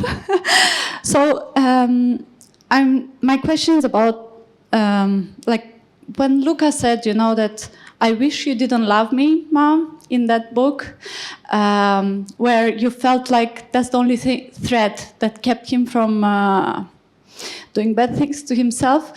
Did you have this proud mom moment and you thought that I did the right thing as a mother? I did the best I could. Was some part of the guilt taken away by that sort of rewarding question that you got? So in the moment, and this was again, Luca was we were years into this. I think he was 17. He broke down one night. He came in the kitchen and he said, I can't do this. And then he started crying and I didn't understand what he was saying. He just kept saying, I wish you didn't, and I didn't understand. And then finally he said, I wish you didn't love me. And I was like, why would you say that? And he said, I wish you didn't love me because then I could kill myself. And in that moment, I didn't feel any oh, cool. I felt, because that would be weird, I felt, I was just in so much fear because I knew it. I learned at that point that I have no control. If he's going to do it, he's going to do it. I cannot do anything. So in that moment, I felt his pain. And I felt his pain of wanting to protect me. Like I'm staying alive. He wrote in his chapter how some days I felt like the world was going to be better and everybody would be better if I was gone because obviously I'm a problem. And other days I felt like I'm going to destroy the people I love if I kill myself. And he was always between those two. So in that moment, I could just feel his pain. And then later, when I was thinking about it and when we talked about it more, I realized how powerful a mother's love is. And there's so many times where I felt like, I don't know what I'm doing to help. I'm not doing anything. But that love you're giving your child is so powerful. Imagine if he didn't feel loved by anyone, would he still be here? So just keep loving, just keep pouring your love on your kids. And I'm going to add one more thing. I know I have to be quick.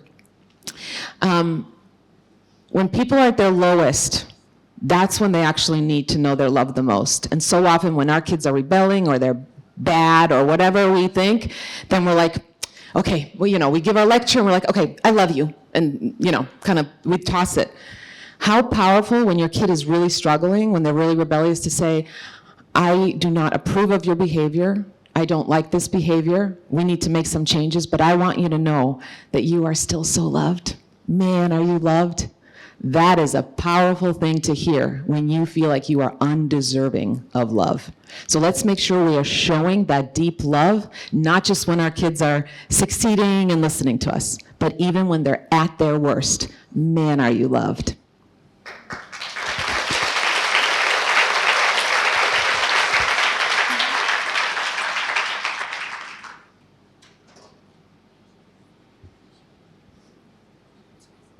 Hi, Kristina. Really nice to meet you. I hope you enjoyed Romania so far. Loved it. I have one short question. You said that you would ask Luca questions and that he would feel you judging him. Why are you skipping classes? Why don't you get out of bed? And things like that. How did you formulate those questions for him not to feel judged, for him not to feel you judging him? How did you do that? So the main thing was that I stopped looking at what he was doing and I started thinking about what's underneath. So instead of, why aren't you getting out of bed? Why aren't you turning in your home? Right? I really, really want to know how to best help you and I don't know and I can see you're struggling. Can you teach me? How can I support you today? How can I help you? Just those questions. You know what sometimes helped me is I thought, when I'm at my lowest, and we've all been there, when I've had the worst stressful day or I feel down or sad, what would I want someone to ask me? And that always made it clear in that situation. So sort of step aside first, and let's say your kid is, doing all the things my kid did, and go, okay, I'm going to put all that aside. What does a human being need when they're hating themselves and feeling at their lowest? They need to be seen. They need to be valued. They need to know they matter, they're loved. So just changing those questions into more, I guess those questions used to be, I'm a parent and I'm, right, trying to guide you, instead of, I'm a student and you're the only expert at being you. I can't pretend to know what it's like to be you. I want to learn how to best support you. Please help me. That is really showing love. Does that make sense?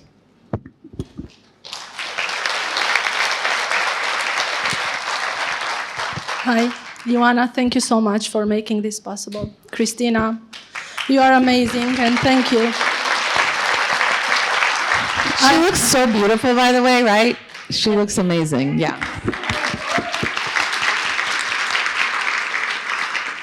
I'll try not to cry. Usually I'm very outspoken and I do presentation, but now I'm like, this is the best birthday gift that I've ever done to myself. Oh, happy birthday! It's my birthday today. So I'm so happy to be here. My question is, when we see our kids struggling or having addictions, I have also 2 kids, the bigger one with some struggles. I keep asking myself, what caused that? What have I done wrong? How can we, stop blaming ourselves? Have you realized what caused Luca's depression? Is it something genetic? Is something that, what happened in the family caused that? I keep asking myself, what did I do wrong? And how can I, stop blaming myself? Yeah, that's one of the hardest things for parents. So for Luca, there's a lot of factors. He believes part of it is genetic. And this is public knowledge, so it's not weird for me to say, but his dad really struggles with depression. He was bullied in elementary school. I'm sure that added to it. So that's why he feels like he's probably going to struggle with for the rest of his life, because to him it feels clinical. But as far as blaming ourselves, okay, I had to realize that I'm really not that special. Like, I don't have that much power. I didn't abuse my children. I didn't, I made normal mistakes. But we think that every little mistake we made, it's ruined our children. Like, no, there is not one, you pick the healthiest child in the world, their parents made mistakes. And so we have to stop beating ourselves up for being human. We expect ourselves to be superhuman. Again, if you've never made a mistake, that's weird. That's not normal. If you've made mistakes, then you are normal. And if you've made mistakes and you acknowledge them and you've apologized and you want to learn, my goodness, how lucky are your kids to have you? Because how many parents make mistakes and they don't even notice, they don't even care, right? How lucky are your kids to have you? And then one of the things I wrote in the book is how and it's too long a story to tell now, but how when it came to other people's judgments and judging our family, judging me, I would say, I just started saying it, no thank you. No thank you. I'm not picking up that judgment, because if I pick up that judgment, then it'll distract me from what needs my focus. Sometimes you'll see hateful comments on my social media, and I reply, they'll be like, you're fat and ugly and blah, blah, blah, and I write, no thank you. And they're completely confused. They're like, what do you mean? What does that mean? But what I had to learn is to do the same with my inner critic. No thank you. I see you. I hear you. I am not letting you lead me, stop me, ruin my life. No, thank you.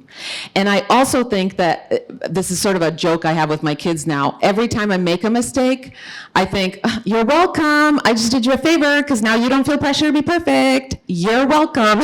So I think the bottom line is accept that you're not supposed to be perfect, accept that you will make mistakes, and detach your value from everything that's happening with your kids. There are horrible, abusive, disgusting parents who should be in prison, whose kids are healthy and thriving.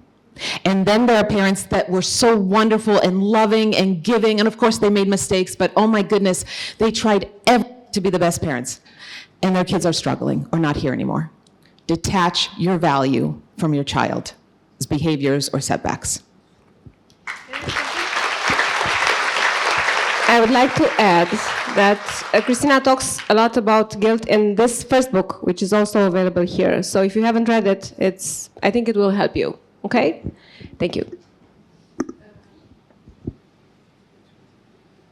And one more, while she's walking, when you say those things to yourself, what did I do and how is this mistake, would you say it to your best friend? If your best friend's kid was struggling, would you tell her, oh, well, you did this and you did that and you yelled that one time? No, you wouldn't. We are so mean to ourselves. We speak to our kids against bullying, don't we? We're so against bullying. Who's our biggest bully? We are. Hi. You talked about 14 years old, that you saw his pain, there were signs, but what about younger, for example, 7 years, 8 years, did you feel his pain, like I'm not good enough, maybe I don't have the friends I want to have, I'm sad. And in the same context, does he ever, or is he that kind of highly sensitive person, like doesn't too much sound, too much noise, very persistent, very intense, everything is very intense, like my son. So when he was around 6 years old, I saw signs that he might be ADHD. At that time, I was very poor, and in America, when you're poor, you can get basically free medical assistance, but it's the worst. You get the worst doctors. So I went to this doctor. I said, I think my son should be tested for ADHD. And she looked at me and she was like, oh, please. I was a young mom. He's just a hyper boy. So I wish I trusted my instinct, because that ADHD definitely caused some, he felt different. His brain didn't work the same way as traditionally all the other kids. And I think that added a lot of anxiety to him. But I didn't see really big signs, because before he was a teenager, he was a happy, loving, again, hyper and normal troublemaker like any, young kid, but nothing bad. But he was also always a very deep feeling child. And so if I could go back now, I would spend more time really listening. I wish that at 6 years old, I'd asked him the question I mentioned earlier, what is it like to be you? To just help him get all those feelings out and for me to really understand him. And also, when he was in elementary school, he was bullied a lot. And at the time, and we even made a video some of you saw, 4 ways to deal with a bully. I should repost it. He was 11 years old, and he's like so confident, and he's like, you know what? That doesn't affect me because I'm like barbecue sauce. Some people don't like barbecue sauce. I love barbecue sauce. I mean, it was just so cute and positive.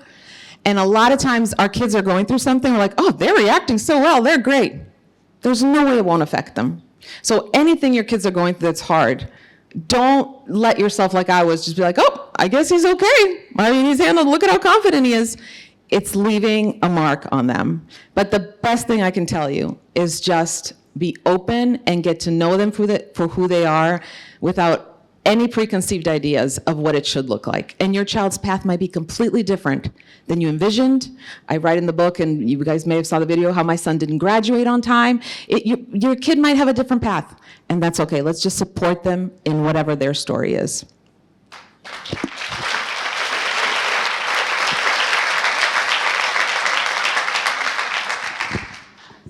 So glad to see both of you on the same stage. I grew up into motherhood with you guys. So thank you so much. I had a question on this mental health issue in terms of happening in silent. I mean, sometimes it's loud with addiction problems, with rage problems. How do you handle it when it's silent? Yeah, or when do you see it? This is my biggest fear in terms of mental issues. Yeah, it's really hard. I write in the book, and I just recently posted it. If you look at my Instagram, it's called Good Kid. How depression or any mental illness does not show up the same for everybody, okay? There are kids, and this usually happens with little kids, who are labeled as the good kid, the easy kid. So for example, my daughter, her whole childhood, every teacher we ever talked to, oh my gosh, she's the best kid in class. She's so good, she's so easy, she never causes problems. And that all sounds great, right? It sounds like a great compliment. But here's the problem. That good kid becomes their identity. And then when they struggle, they don't want to add any problems, because they're going to play that role as a good kid. They will take one for the team and suffer silently, because they are supposed to be the good kid. And you know, when everything happened with my son, especially after the night we had to call the police and my kids witnessed everything, I kept going in and checking on her. How can I help you? I know this is hard. Do you want to see a therapist? And every time she was just like, Mom, I'm okay. I promise, I'll tell you, I'm doing great. Her grades were great. She was still hanging out with friends. She was still doing sports and her hobbies. I didn't see any changes. And then months later, she ended up opening up to my mother-in-law, and my mother-in-law convinced her to open up to me. And she told me she was really struggling. She wasn't sleeping at night. She was crying a lot, hiding to cry. And I said, Matea, I asked you every day, why didn't you tell me? And she said, Mom, I just didn't want to add even more stress to your life. And that's the good thing. So I think, again, if I could do something differently, from a young age, I would have sort of made sure that that wasn't the most important message she heard. I would have made sure that from a young age, I said, you know what? You don't have to be a perfect kid. You can struggle, and you can have bad days. You can fail at things, and I will love you through it all, and I will support you, and you're never a burden to me. And just really, on top of that, on top of giving them a permission to not always be that good kid. By the way, good kids turn into people pleasers, and then their whole life can be, you know, harder in a lot of ways. And also, I wish I talked about mental health a lot more openly early. Now, a lot of times at dinner, I'll just say, out of the blue, I'll say, man, I woke up this morning so anxious. Whew, I felt like I couldn't get out of bed. But here's what I did that helped. Just sort of giving them permission to feel everything. And then the third thing I would say is make sure that they are getting one-on-one time and attention with you, away from the family. After we found out Matea was struggling, my husband and I decided every week for 2 hours, we were going to take her away somewhere. And our rule was we are not allowed to mention Luca. We are not even allowed to mention him. She didn't know this. So if she mentions him, great, we'll keep it short. They need to know that their struggles matter, that they're allowed to struggle, that doesn't make them a bad kid. So I would say just reinforcing that over and over and over again, and then being open, age appropriately, about your own struggles, so they see, oh, it's normal. And then they're more likely to come to you and go, hey, Mom, I'm really struggling. I hope that helps.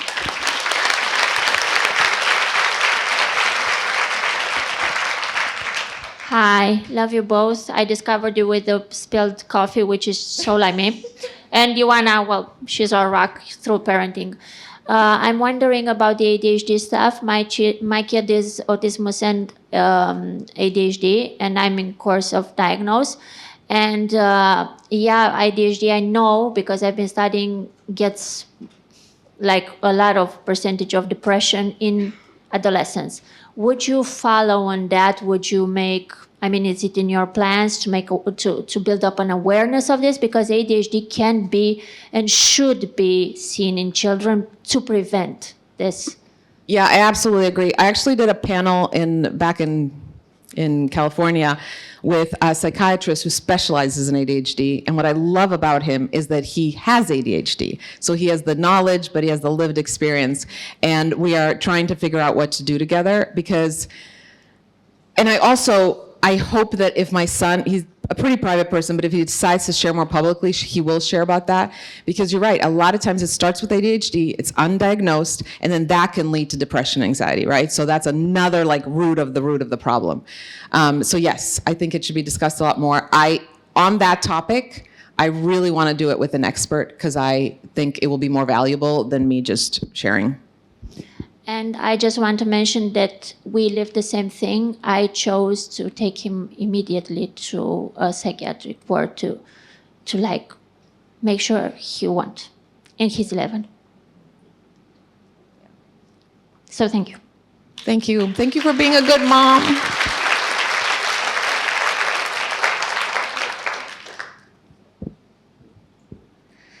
Hi, I am very, very big on support systems. So I was wondering, when you were struggling, what was that your friends did or didn't do that made you feel supported? I had incredible friends.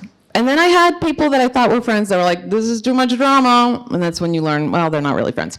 But, okay, things that helped were my friends. I never felt like they were judging my son, no matter what. He was doing drugs, he was screaming, he was stealing. I never felt like they were judging him. I felt like they just were loving him.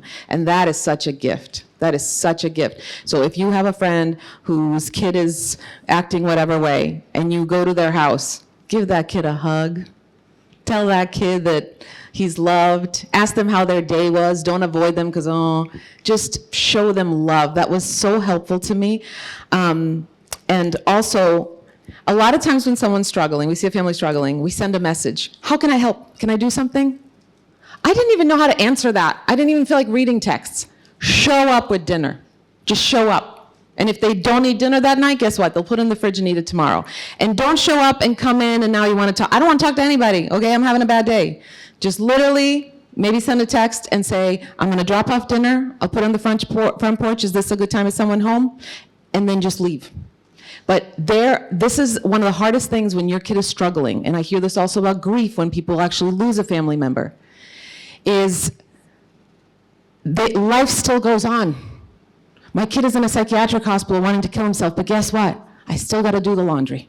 And the bills still have to be paid. And I still got to feed the kids. And I still got to walk the dogs. And I still got to go to that appointment. And that is so exhausting. So any way you can help, go clean somebody's house, go do their dishes, go see if you can take, this was very helpful. My friends would come and say, okay, we're taking Mateo and Ari for the day. And they would just take them to have fun. And I would just get to, be at home. Sometimes it was even when Luca was in a residential center. And I was like, oh my gosh, I get to just be alone. So proactively love your friends instead of asking what you can do. I never found that, it's kind, but I never found it helpful because what am I going to do? Write you a list? Yeah, okay. Can you do my laundry? Can you go shopping for me? No, just say. I had one friend, Marisol, who would literally say to me, I'm going to the store, send me a list. If you don't send a list, I know your favorites, no problem. And she would show up at my door and she would ring the doorbell and she would go, here are your groceries, hugs, and she would leave. She never expected me to, let's chat. Those are the best ways to love. And also, I'm guessing this is a common sense. Don't ever make that family feel judged in any way. Don't ever make that family feel judged in any way. And by the way, if you're judging, who knows what tomorrow will bring for your family, right? So just love them.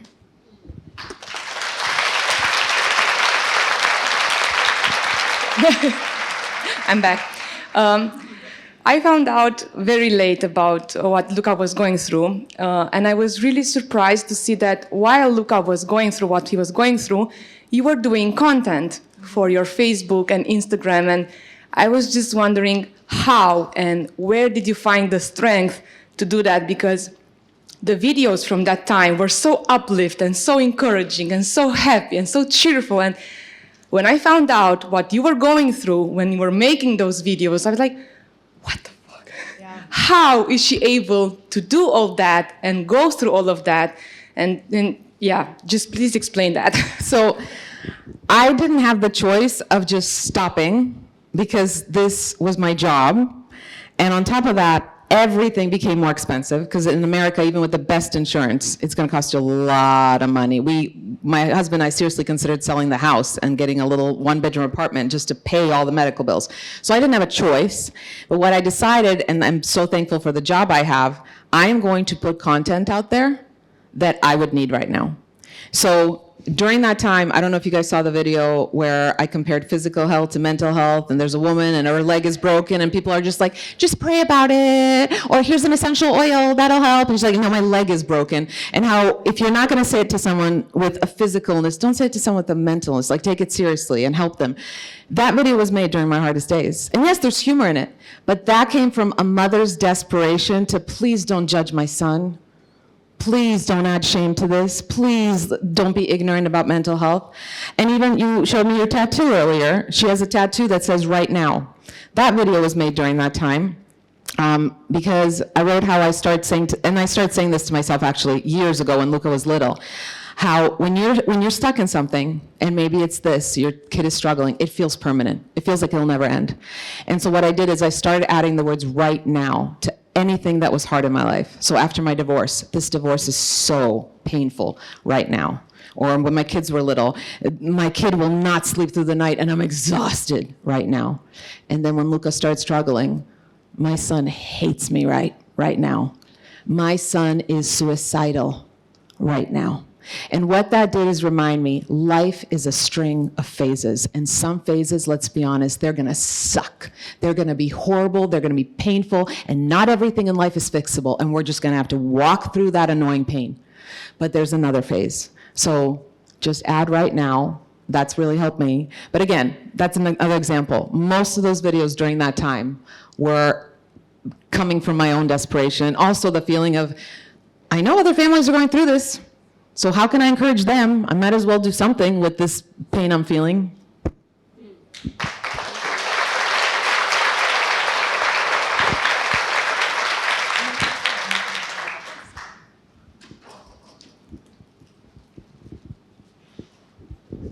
Hi, just as a follow-up to her question, how did you decide to write the book? When did you start writing it? Have you kept a journal throughout all the things that have happened to you? How did you find all the memories to come back and write everything about it? Thank you. So when my son was doing better, I asked him what helped him the most. Therapy, he did all that stuff. What helped him the most? And he said all of it helped, but what helped me the most was hearing from other people who are going through the same thing. So then we decided to make a video, if you haven't seen, where we just had a very honest conversation. He didn't even want to know what I was going to ask him. He didn't want to plan. Let's just turn on the cameras and sit on the couch. If you haven't seen it, I want you to Google, I think it's on YouTube and Facebook. You can just put my name in and Son opens up about mental health and you'll hear directly from Luca. I think we filmed it when he just turned 18. And because of that book and all the comments, we decided to write a book together. And I actually spent a lot of time calling friends and going, does this how this happen? Going through texts, going through emails with therapists. I even met with a therapist with Luca with his permission. And a lot of it actually, he kept a diary when he was in residential, that helped. But this is what I wanted to actually say at the end, so it goes into your question. When we signed the contract to write the book, and I started writing it, I couldn't stand it. Because I was in my office for 8 hours a day, reliving all of that, reading the old texts of writing to my husband, oh my gosh, I can't find him, did he run away from home? Like all that stuff. And I thought, this is torture. This is torture. So I was talking to my therapist and I said, I think I made a mistake. I cannot believe I agreed to write this book. I'm going to try to somehow get out of this agreement and have them not sue me. But why would I now put myself, now we're in a better place. Why am I doing this to myself? Where I'm putting myself back in all those moments of fear and pain and reliving it in detail. And my therapist said to me, Kristina, you're writing a love story. This is a love story between a mother and a son. It's a love story. And that helped me so much through writing the book, and it still helps me. And so that's what I wanted to leave you with, is if you're going through something difficult with your child, whether it's similar to what my family went through or completely different, maybe it's your little kid who's just not sleeping and you're so tired or doesn't want to be potty trained or whatever it is, you're living a love story. It's a love story. And there's no love story more powerful than a story between a parent and a child.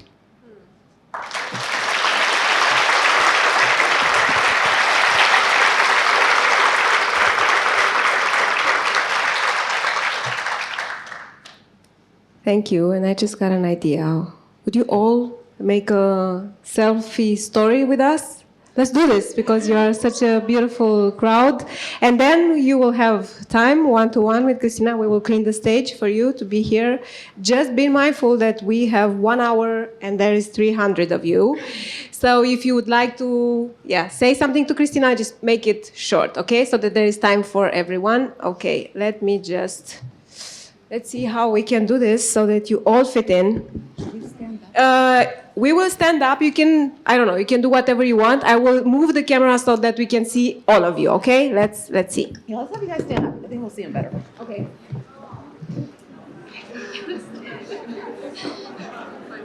Okay, let's stay closer. Okay. Hi everyone.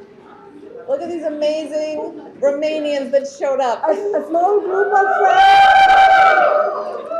All here for Kristina. Thank you. Thank you. Yes, thank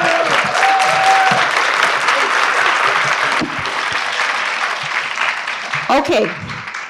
Thank you all again. This has been amazing for me. I don't know. I hope it was. Amazing, yes. Yeah, okay. Thank you again, Editura Univers and Sheraton and Kaufland for helping us. Pe tale cu dichis, right? Okay. And if you post anything, just tag us because we want to hear and see everything. Thank you again.